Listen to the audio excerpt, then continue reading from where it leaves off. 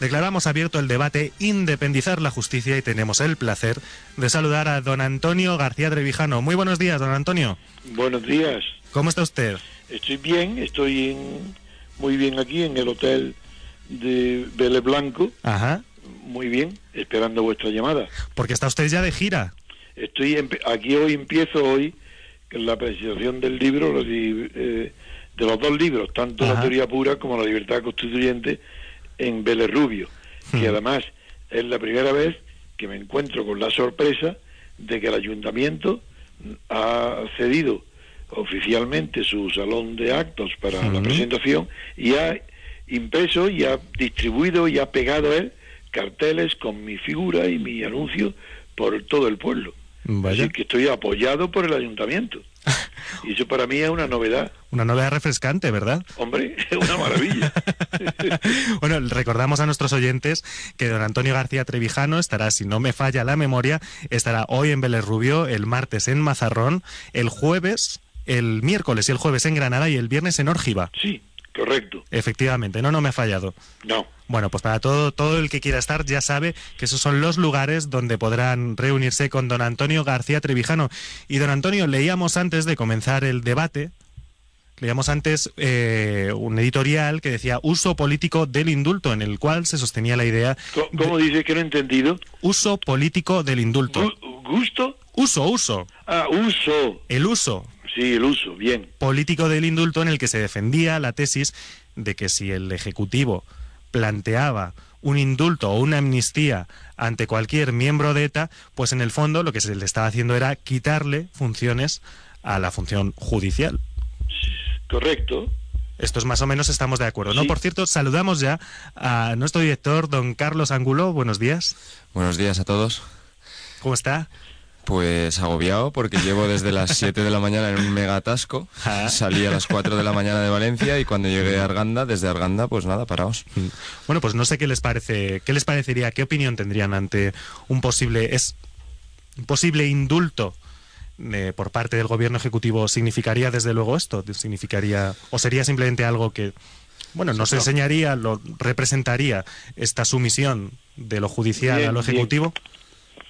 Bien, supongo que la mayoría de las personas no conocen la diferencia entre indulto y amnistía, y usted ha nombrado indulto o amnistía. Ajá. La diferencia que hay entre indulto y amnistía es la misma que puede existir entre indulgencia y clemencia. La indulgencia y por tanto el indulto es de carácter individual. Se aplica uno a uno. La amnistía es de carácter general. El indulto se aplica solamente a delincuentes que han sido condenados por sentencia firme. Pueden ser indultados para no cumplir la pena. La amnistía solamente se aplica a personas que han sido imputadas o acusadas de delitos, pero que todavía no han sido sentenciados. Sí, la diferencia es esencial. En el caso de ETA, por ejemplo, pues el indulto podría referirse, en el caso de que el gobierno lo concediera, solamente a las personas que han sido ya condenadas, mientras que la amnistía se referiría a los que no han sido condenados por sentencia firme. Para que la opinión que me oyen, creo que me habéis dicho que no han llegado todavía los invitados. Estamos pendientes de... Eso es. Sí. Entonces voy mientras tanto a explicar cosas para que ellos luego expliquen mejor las diferencias. Por ejemplo, indulto, todo el mundo sabe lo que es el indulto, si se les recuerda, que es el caso del más famoso de los indultos que conoce todo el mundo, que es Barrabás. Barrabás fue indultado porque había sido condenado, según San Mateo y San Marcos, había sido condenado por sentencia firme, por haber participado en un motín donde hubo un homicidio, y estaba condenado a muerte en forma de crucifixión. Cristo, mejor dicho Jesús, también fue condenado a la misma pena de crucifixión. Y Poncio Pilato, siguiendo una costumbre que es establecida por Pascua, donde se liberaba o se perdonaba la pena, por tanto el indulto de un condenado, y era el pueblo el que decidía siempre entre 2 o 3 condenados. Era un indulto electivo, donde no era el Poder Ejecutivo, sino que era el pueblo el que el Poder Ejecutivo ofrecía la posibilidad de indultar a uno, entre varios. Y en el caso de Barrabás, el pueblo eligió a Barrabás. Todo el mundo conoce esa historia. Eso es un indulto. Mientras que la amnistía es una medida general de carácter político que no se acuerda por indulgencia, sino que se acuerda por la clemencia que inspira una nueva situación política, un nuevo régimen político, un nuevo sistema, un cambio de sistema en virtud del cual se considera que es para mejor, y para celebrarlo y dar una prueba palpable de que las cosas van a cambiar en un sentido más humano, se concede una amnistía, o se otorga una amnistía a todos aquellos presos o imputados que aún no han sido condenados por sentencia firme. Esa es la amnistía. Pues en el caso de ETA, ya digo, primero sería absurdo, no puede haber amnistía, porque no se está cambiando de sistema, no hay un clima diferente que esté pasando de este régimen político a otro mejor. Por ejemplo, no se está cambiando de la oligocracia ni la oligarquía, que es lo que hay hoy de partido, a una democracia. Si se diera ese paso, sí, se podría pensar y concebir una medida de clemencia que anunciara la bondad y la humanidad de la democracia sobre la inhumanidad y el fraude que implica el estado de partido actual. Como no ese es el caso, pues no es concebible que hoy pueda haber una amnistía. Otra cosa es el indulto. El indulto se podría referirse a aquellos que ya están condenados y que están cumpliendo. Don Antonio, disculpe que le interrumpa, porque tenemos ya en el estudio a don Jesús Santaella, que acaba de llegar, supongo que librándose milagrosamente del atasco. Sí. Buenos días a todos. Buenos días, Antonio. Bueno, Jesús, acabo de decir, aunque ya te contarán los demás, que después de recordar el caso de Barrabás y de que del indulto, y que la diferencia entre el indulto y la amnistía es la que hay entre la indulgencia y la clemencia. Exacto. Sin embargo, te saludo y me alegro que estés ahí, porque tú eres un experto, puesto que creo que tú tuviste una intervención decisiva en la comisión que elaboró pues las leyes de amnistía y de indulto. Si tú nos lo dirás.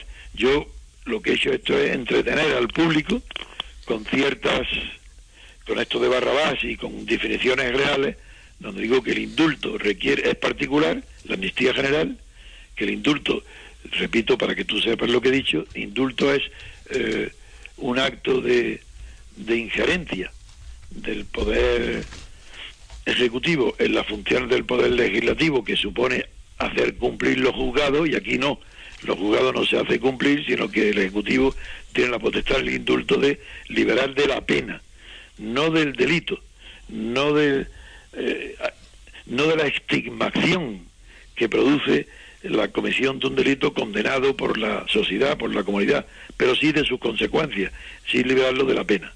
Y mientras que la amnistía, por ser general, pues ni siquiera hay estigmación, porque no hay condena. A partir de ahora yo te escucharé, porque me gusta muchísimo conocer tu criterio como legislador, como estudioso del tema del indulto y amnistía, nos pueda iluminar a todos, a mí el primero. Después de lo que has dicho, Antonio, ya es complicado decir algo. No, hombre, no. De todas formas, te agradezco, como siempre, las palabras fruto más del afecto y de la amistad sin duda, que de otras circunstancias. Sí es cierto. Aunque luego contaré una anécdota para demostrar que no eres tan amigo mío como tú crees y yo creo. Es cierto, pero en otro nivel, que yo intervine en concreto en el año 82. Eso es. En la ejecución de la disolución de ETA Político-Militar Séptima Asamblea. Yo entonces estaba en el Ministerio de Justicia y con alguna que otra dificultad, porque desde luego también entonces se había planteado, aunque en el seno interno de la administración y del gobierno, una discrepancia en orden a ejecutar esas medidas de gracia. Sí, al final me tocó hacerlo y creo que no quedó del todo mal. ¿Pero fue indulto o amnistía o las dos cosas? Bueno, fue un conjunto de medidas que es en parte lo que ahora también aquí se puede se quiere plantear, que son primero medidas de orden penitenciario. Sí, eso sí. Que afectan exclusivamente al ámbito, pues, puramente administrativo, interno, carcelario. Sí, traslado de presos. Exactamente, es acercamiento, es progresión de grado. Sí. En función de la progresión de grado son permisos progresivos. Sí. Y posteriormente ya un acceso a la libertad condicional. Quizá eso es más complicado porque después de la reforma del año 2003, de la ley que se llamó de cumplimiento íntegro, en el caso de los terroristas, para acceder a la libertad condicional hay que cumplir, o hay que tener cumplido 7/8 partes de la condena. Eso yo no lo conocía. Y eso ya es mucho, significa pues que tiene haber cumplido del orden de 30 años. Claro, casi años. La totalidad. Exacto, entonces es más complicado. Pero en fin, eso, como hemos visto en otras ocasiones, basta con modificar la ley. Sí, pero bueno. Y si, por ejemplo, se puede modificar en una tarde la Constitución, pues imagínate una ley orgánica. Eso en un par de desayunos. Además, la fábrica de leyes que el gobierno, eso no le cuesta ningún trabajo. En lo que quizá hay que matizar es que efectivamente junto a esas medidas penitenciarias luego estarían las del indulto, que incumben exclusivamente también al Ejecutivo, como sabemos, claro, previo informe de las víctimas, del tribunal sentenciador, que exige la satisfacción de responsabilidades civiles, y que, como bien decías tú, pues es una excepción al principio constitucional de que la función de juzgar y ejecutar lo juzgado incumbe exclusivamente a los tribunales. Pero hay algo muy raro en lo que acabas de decir, que me extraña lo de las víctimas.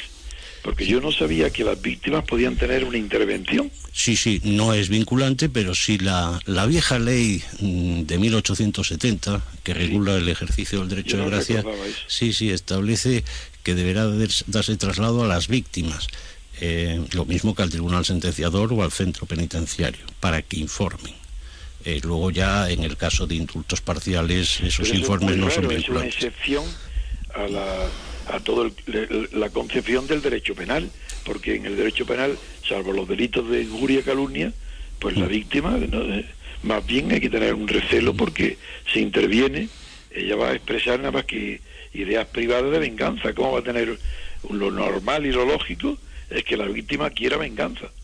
O no imprescindiblemente. Hombre, no, claro que no. Hay casos en que la generosidad... son anormales. Evidentemente. Porque lo normal, lo lógico, lo natural, es que la víctima quiera que se vengue. Quiere vengar el delito, el daño que le han hecho. Eso es lo lógico. Y hoy por hoy... Lo que no lo es que la víctima se convierta nada menos que en una providencia divina para que se haga una justicia ejemplar y se tenga consideración con los delincuentes.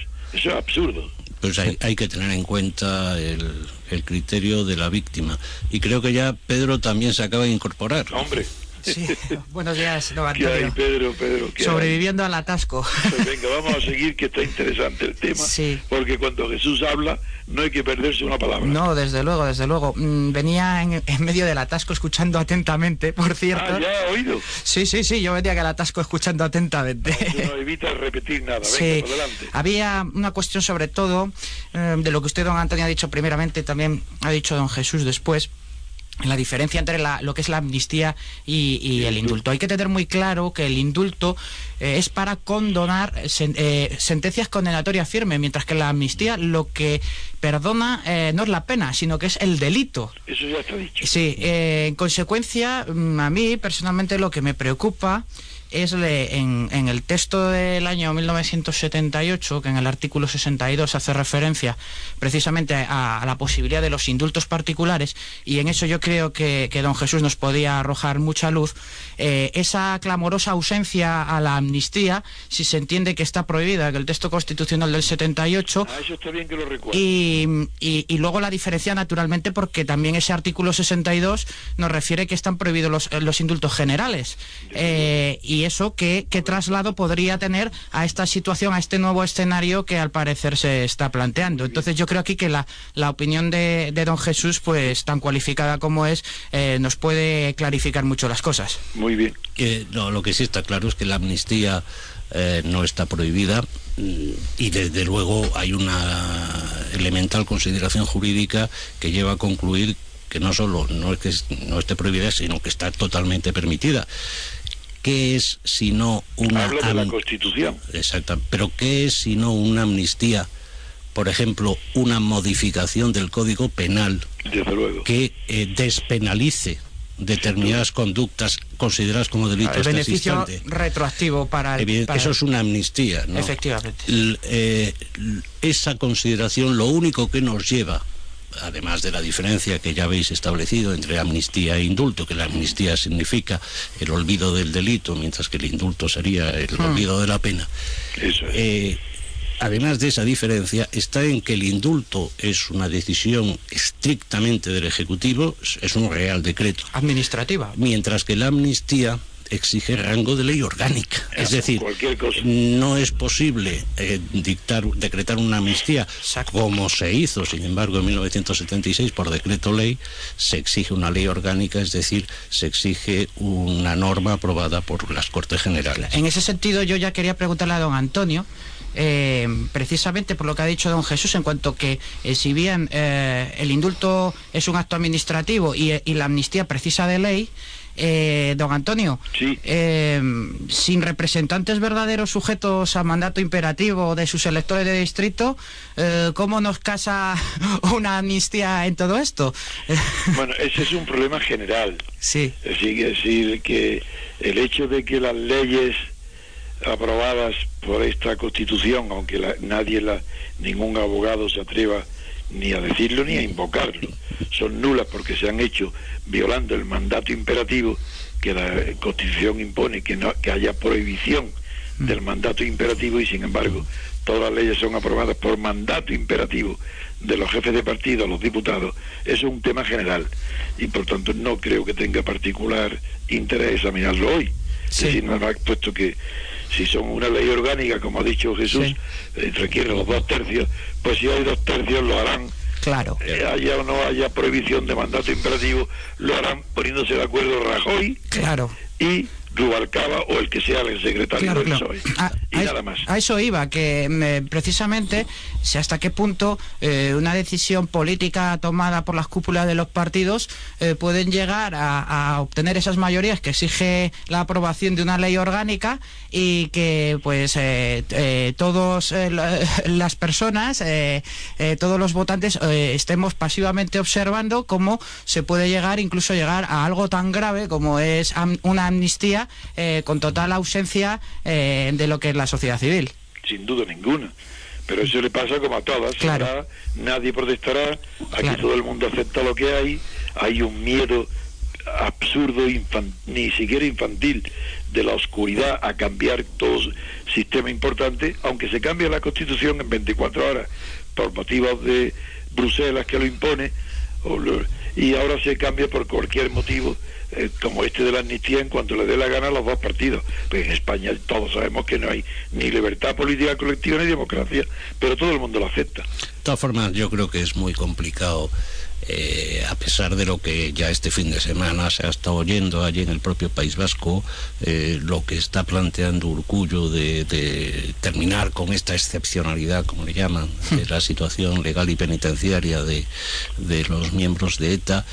Es muy complicado pensar en una amnistía, ¿no? Porque además es que tendrían que ser... Más que complicado, difícil. Sobre todo, efectivamente, como bien dice Antonio, desde el punto de vista de la digestión de esta medida por la opinión pública, ¿no? Claro.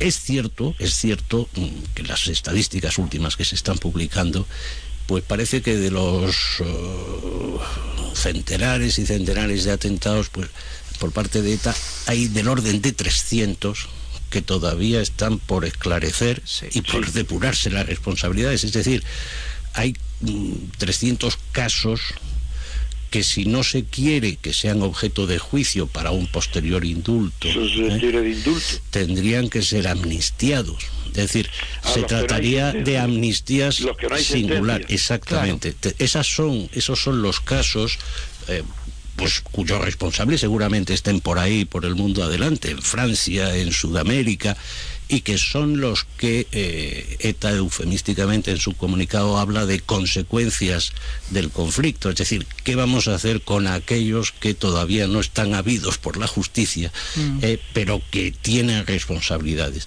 Ese es el colectivo llamado a reivindicar una amnistía. Por lo tanto, habría que dictar una amnistía para 300 casos. Es complicadísimo, eso es muy complicado. Muy difícil. Pero en cambio, Jesús, sí que conociendo el desprecio que tiene el Poder Ejecutivo, que es el dueño de la situación siempre, el desprecio que siente por las jueces, estos son capaces de todo. Incluso, por ejemplo, pueden que haga un indulto condicionado, diciendo, se indulta a todos los que están y a todos los que en el futuro estén. Pues ya está hecho. Bueno, pues eso sabes que lo hizo don Francisco en relación con Matesa, en el año 69 por decreto ley. Eso es. Claro, es que es evidente lo que dice don Antonio, estos son capaces de todo, porque al fin y al cabo, siendo una gracia el derecho de indulto, la gracia solo la puede dar que está en esa posición de superioridad para darla, ¿no? Claro. Parece evidente, ¿no? Y tampoco remontándonos en cuanto a recuerde que se llama Ministerio de Gracia y Justicia. Exactamente. Y el uso imaginativo del derecho por nuestros políticos, pues tiene un alcance insoldable. A mí me venía también a la cabeza, no sé si se acordarán del tema de la alacrana, cuando fue el secuestro de la alacrana, las vueltas que se puede dar y cómo se puede llegar a retorcer el derecho, pues para directamente por una voluntad de orden político y avalar una decisión de orden político, llegar a una solución acomodaticia de derecho, de tal manera que yo incluso, no sé si don Jesús, que también es letrado ejerciente, y don Antonio, que también lo es, muchas veces llegamos a pensar, ¿no?, que las sentencias se empiezan a redactar por el fallo, después vienen los fundamentos de derecho y por último se ponen los hechos. Esa es la costumbre. Bueno, incluso ha sido práctica informativa de determinados tribunales que se reúnen, deliberan, votan el sentido de un fallo, convocan a los medios de comunicación, comunican el fallo y dicen, en cuanto a la sentencia ya se publicará dentro de unas semanas. Sí, bueno, a eso me refiero. El propio Tribunal Constitucional con el Estatuto de Cataluña creo que se utilizó esa curiosa técnica de redacción, sí.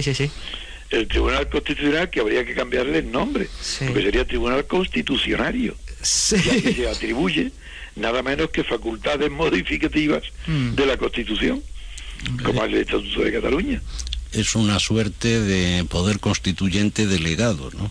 Sí. Lo cual es una contradicción en los términos con la Constitución, ¿no? Y el abate sí ayer le llamó a eso Tribunal Constitucionario. Exacto. En definitiva, aquí lo que hay es la enmienda de la justicia para reconocer unas situaciones de preponderancia de un criterio de oportunidad política, ¿no? Quizás que es lo que es realmente preocupante, tanto en estos cantos de sirena hacia posibles amnistías como hacia posibles indultos, ¿no? Estamos en el imperio último de la razón de Estado de la cúpula de los partidos, ¿no es así, don Antonio? Correcto. Pero me interesa muchísimo que continuara Jesús, porque yo veo difícil el encaje, me parece casi imposible el que se haga lo de la amnistía, salvo, claro, esto fue un escándalo global, muy bien, pero es que lo veo muy difícil. Es enormemente complicado, aunque yo insisto, es posible, legal, porque se puede modificar el Código Penal con mucho más motivo, pues dictarlo para casos particulares, en este caso, pero es complicado desde el punto de vista de opinión pública, porque significaría, insisto, impedir por ley orgánica, que se podría hacer, que los tribunales iniciasen el enjuiciamiento de hasta 300 supuestos, sean 300, sean 200, sean 20, me da lo mismo, impedirlo y en consecuencia despenalizar subjetivamente unas conductas. Esto es lo que en términos administrativos sería... Subjetivamente quiere decir individualmente. Exactamente. Es decir, esto es lo que, por ejemplo, en términos administrativos es... la derogación singular de un reglamento, que sabemos que está prohibido. Hay un principio de derecho administrativo que es la inderogabilidad singular de reglamento. Claro. Es decir, para un caso concreto no es posible decir no se aplica la norma general. Desde luego. Bueno, esto es lo que sería una amnistía en estos casos. Se diría, en el caso de quepa no sé cuánto, surruticoeche y tal, pues no cabe que se le enjuicie por este hecho Claro, concreto. porque es que si derogas la conducta como tal, el tipo penal, entonces el problema es morrocotudo.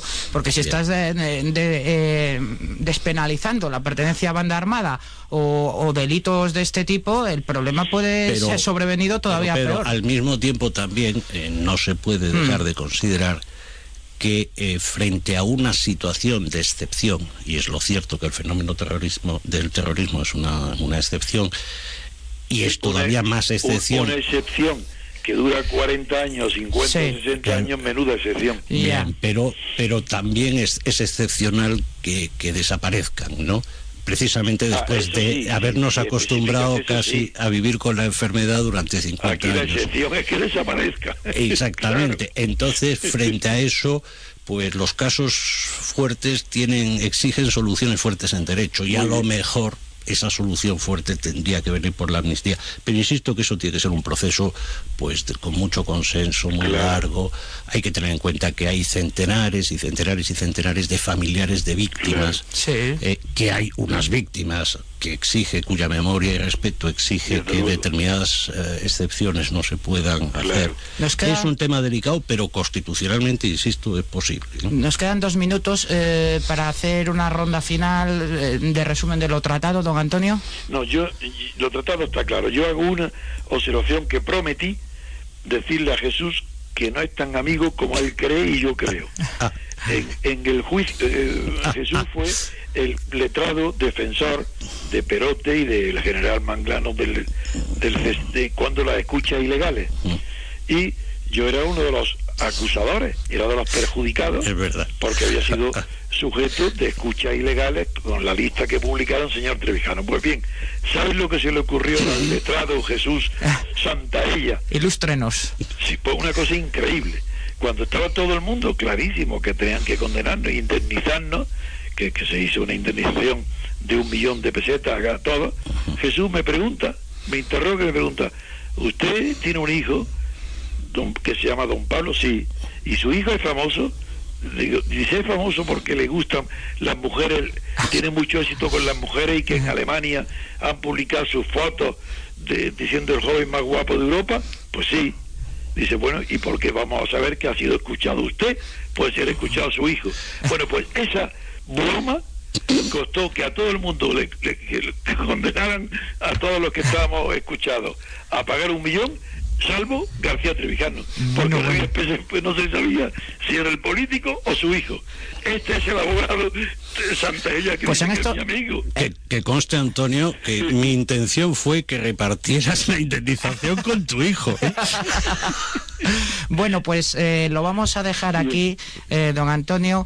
Muchas gracias por su intervención telefónica y mucha suerte también en esa gira. Que ya digo que estoy apoyado por el ayuntamiento. Estupendo, una cosa sin parangón. La primera vez en España que sucede en 60 años. Nos dicen que tenemos 5 minutos más, entonces pues me gustaría además para que don Jesús pues nos añadiera un colofón a todo esto. Hombre, claro. Es complicado, hombre. Yo creo que en términos de satisfacción todos tenemos que expresarla porque esto se haya acabado, ¿no? La cuestión es, a partir de ahora, ¿qué puede ocurrir desde el punto de vista político? ¿Se va a acelerar el fenómeno de disgregación del Estado? ¿Esto significa que el conflicto, así llamado, que ahora en la vertiente armada desaparece, se va a agudizar en términos políticos? Ahí sí que también me gustaría a mí escuchar opinión de Antonio. Sí, es muy sencillo. Yo creo que que lo que se va a suceder es que hace ya varios años que nada menos, escuchadme bien, porque está fijado en la hemeroteca, y yo escribí un artículo en que se llamaba Los liberalísimos hace unos años, sí, donde Rajoy, Aznar, Cebrián, Pedro J. dijeron literalmente que no tenían ningún inconveniente en que en un escenario de paz, en un nuevo escenario, debatir y discutir con ETA, con las condiciones para el ejercicio del derecho de autodeterminación y la independencia del País Vasco. Esta locura la han dicho esas personas hace unos años, ahí están las hemerotecas para que lo vean. Entonces, esto es lo que va a suceder. Es que a cambio de ceder las armas, se va a dar paso a lo que llaman derecho a decidir, como si el derecho a decidir, eso lo tiene todo el mundo, el derecho a decidir lo que está dentro de tus posibilidades, de tu competencia, y que no perjudique a los demás. Y cualquier tema del derecho vasco, cualquier tema que implique derecho a decidir, independencia, no puede tomarse ni siquiera extendiendo un referéndum a todos los españoles, porque toda España entera, todas las regiones, no tienen derecho alguno a modificar ni alterar la nación española. Eso no pertenece a la voluntad. Eso fue culpa de Ortega y Gasset y de todo el romanticismo que creyó que las naciones eran productos voluntarios de proyectos sugestivos de vida en común. Falso. Las naciones nos vienen dadas por la historia y no tenemos la menor posibilidad de cambiarlas por vía pacífica. Eso solo lo puede cambiar una guerra. En otras palabras, la integración o la segregación del territorio español forma parte del ámbito del poder constituyente, ¿no? Ni siquiera, ahí está. Es que ni el poder constituyente tiene poder para cambiar una nación. Sí, es un hecho dado, ¿no? Es un hecho histórico. Sí, el problema es la consideración, ya que estamos en un programa que trata de la justicia, de considerar también a los pueblos, entre comillas, como sujetos de derechos y obligaciones, claro. Cuando realmente son los individuos que son los nacionales de esos de esos pueblos. Muy bien. Yo respecto a lo que don Jesús ha dicho de que esto se ha acabado y tal, de mi natural escéptico también, espero que así sea, aunque espero que nuestros ojos lo vean definitivamente finalizada esta cuestión. Todavía no ha habido una declaración de disolución, no ha habido una entrega de armas de ningún tipo. Y en consecuencia en este programa un poco lo que pretendíamos es ver esa norma larvada en el texto constitucional del año 78 como una excepción al monopolio judicial, como una posibilidad que por mucho que se niegue a priori existe ahí y puede ser utilizada. Yo creo que la intención de todo esto es cambiar terror por nación. Exacto, no cabe la menor duda. Es imposible. Es por eso yo iba a ese planteamiento. Es perfectamente compatible ser generosos en el ámbito estrictamente penitenciario, incluso en el ámbito penal. No ser generosos, ser humanos. Exactamente, pero ser absolutamente inflexible en el otro ámbito. Absolutamente. En el otro ámbito. Eso conduciría a una guerra civil, si es que eso es imposible. Claro. Generosidad, pero inflexibilidad. Muy bien, Jesús. Bien, pues ahora sí, nos vamos a despedir. Muchas gracias, don Jesús. Le queda emplazado ya para el próximo programa. Don Antonio, lo dicho. Yo solo quiero expresar mi alegría por coincidir con vosotros en un debate tan importante y de tantísimos fundamentos jurídicos. Muchas gracias, don Antonio. Bueno, queridos oyentes, pues despedimos aquí Independizar la Justicia hasta la semana que viene. Están escuchando Libertad